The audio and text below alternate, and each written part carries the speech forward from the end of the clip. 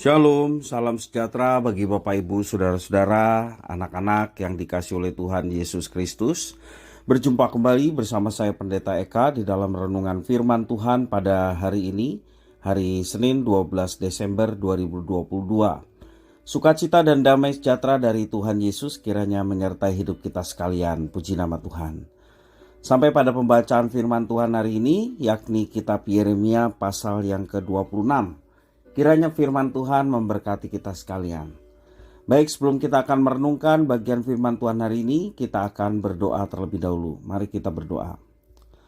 Tuhan Allah Bapa di surga, di dalam Yesus Kristus, kami datang kepadamu mengucapkan syukur dan terima kasih untuk anugerah, kasih setia yang telah Tuhan nyatakan dalam hidup kami.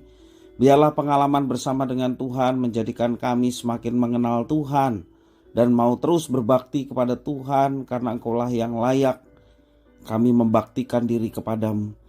Kami bersyukur ya Tuhan untuk hari ini kami boleh kembali dapat belajar firman Tuhan. Kami mohon Engkau yang memampukan untuk kami dapat mengerti apa yang Engkau maksudkan. Engkau juga menolong kami untuk kami dapat menggenapi segenap firman Tuhan yang kami renungkan. Terima kasih ya Tuhan, inilah diri kami sedia untuk belajar firman Tuhan. Demi nama Tuhan Yesus kami berdoa. Haleluya. Amin. Saya akan membacakan dari Yeremia pasal 26 ayat 1 sampai yang ke-24. Demikian firman Tuhan. Pada permulaan pemerintahan Yoyakim, anak Yosia, Raja Yehuda, datanglah firman Tuhan dari Tuhan bunyinya. Beginilah firman Tuhan, berdirilah di pelataran rumah Tuhan dan katakanlah kepada penduduk segala kota Yehuda yang datang dan sujud di rumah Tuhan, segala firman yang kuperintahkan untuk kau katakan kepada mereka. Janganlah kau kurangi sepatah kata pun. Mungkin mereka mau mendengarkan dan masing-masing mau berbalik dari tingkah lakunya yang jahat, sehingga aku menyesal akan malapetaka yang kurancangkan itu terhadap mereka oleh karena perbuatan-perbuatan mereka yang jahat. Jadi katakanlah kepada mereka, beginilah firman Tuhan, jika kamu tidak mau mendengarkan aku, tidak mau mengikuti Tauratku yang telah kubentangkan di hadapanmu, dan tidak mau mendengarkan perkataan hamba-hambaku para nabi yang terus-menerus kuutus kepadamu, tetapi kamu tidak mau mendengarkan, maka aku akan membuat rumah ini sama seperti Silo, dan kota ini menjadi kutuk bagi segala bangsa di bumi. Para imam, para nabi, dan seluruh rakyat mendengar Yeremia mengucapkan perkataan-perkataan itu di dalam rumah Tuhan. Lalu sesudah Yeremia selesai mengatakan segala apa yang diperintahkan Tuhan untuk dikatakan kepada seluruh rakyat itu, maka para imam, para nabi, dan seluruh rakyat itu menangkap dia serta berkata, "Engkau harus mati.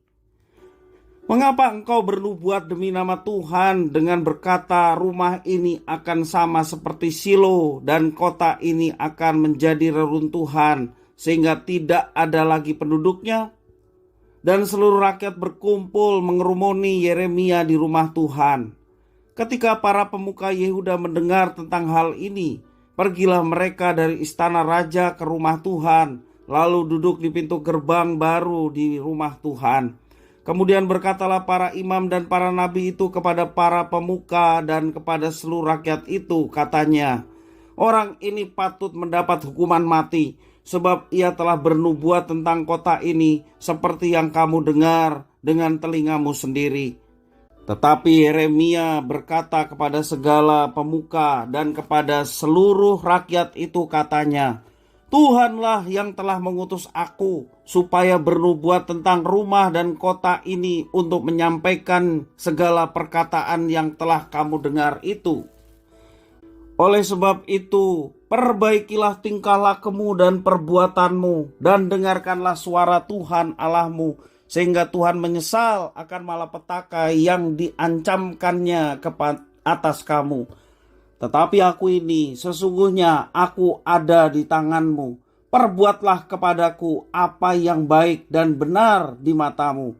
Hanya ketahuilah, sungguh-sungguh bahwa jika kamu membunuh aku, maka kamu mendatangkan darah orang yang tak bersalah atas kamu dan atas kota ini dan penduduknya. Sebab Tuhan benar-benar mengutus aku kepadamu untuk menyampaikan segala perkataan ini kepadamu. Lalu berkatalah para pemuka dan seluruh rakyat itu kepada imam-imam dan nabi-nabi itu, orang ini tidak patut mendapat hukuman mati, sebab ia telah berbicara kepada kita demi nama Tuhan Allah kita. Memang beberapa orang dari para tua-tua negeri itu tampil juga ke depan dan berkata kepada kumpulan rakyat itu, katanya, Mika orang Moreset itu telah bernubuat di zaman Hizkia Raja Yehuda.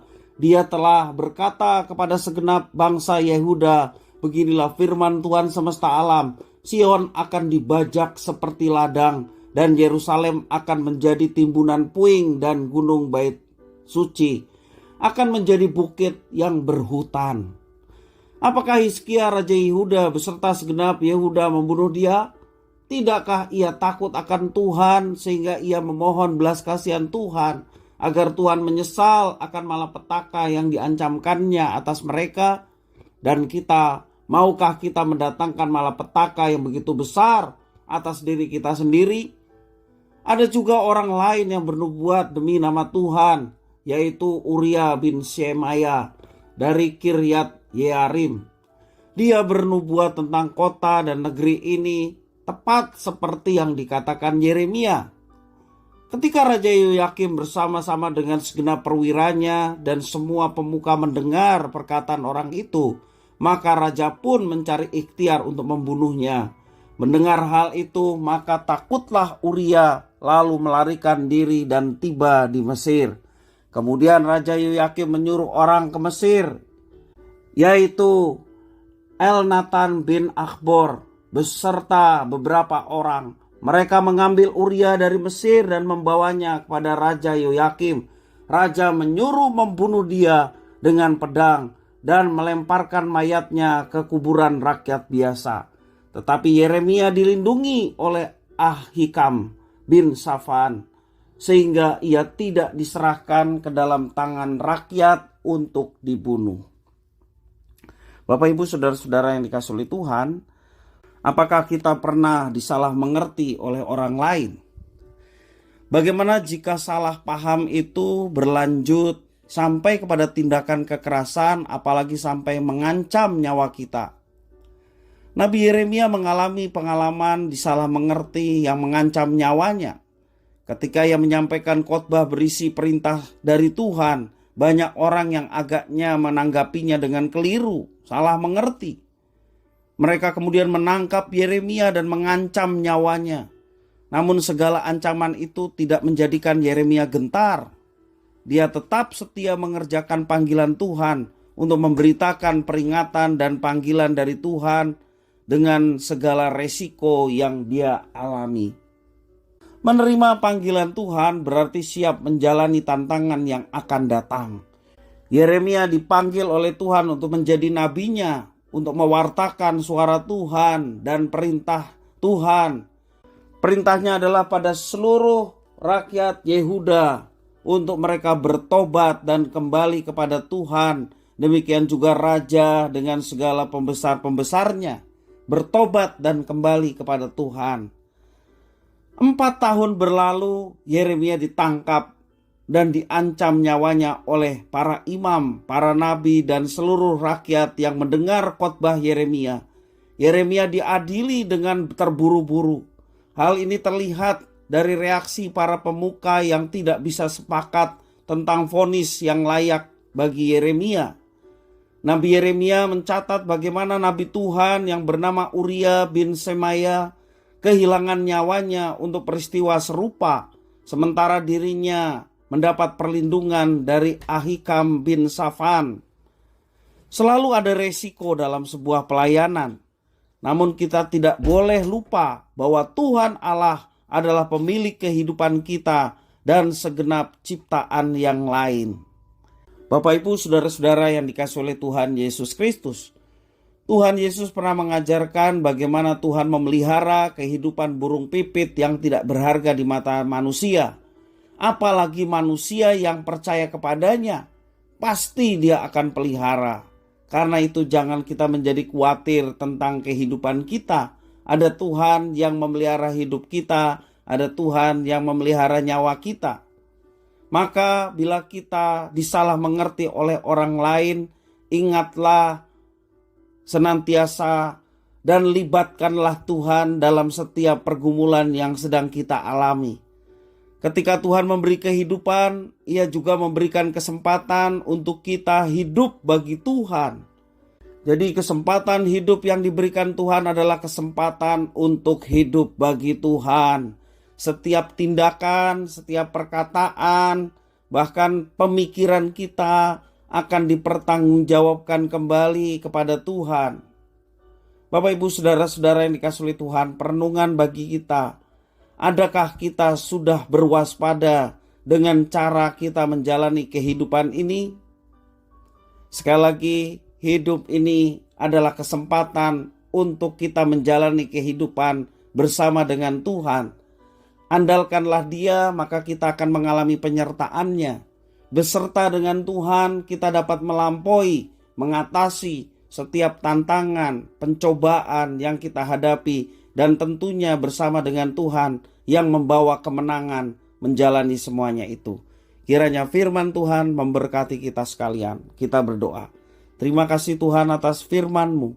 Mampukan kami untuk tetap bersandar kepada Tuhan. Mungkin kami seringkali disalah mengerti oleh orang lain. Mereka tidak mengerti iman kami. Tetapi kami percaya bahwa Tuhan yang melampaui segala pikiran, perasaan, Engkau yang mengendalikan hidup kami. Engkau yang akan mengatur hidup kami dan memelihara kami. Dan kami mau terus bersandar kepada Tuhan dan senantiasa mengandalkan Tuhan dalam hidup kami, sehingga kami diberikan kemampuan untuk menjalani hidup ini dengan terus bersandar kepada Tuhan yang memberi kekuatan. Terima kasih Tuhan, kami berdoa atas firman Tuhan, kiranya Engkau yang menolong kami untuk kami menggenapinya. Demi nama Tuhan Yesus, kami sudah berdoa dan bersyukur. Haleluya. Amin.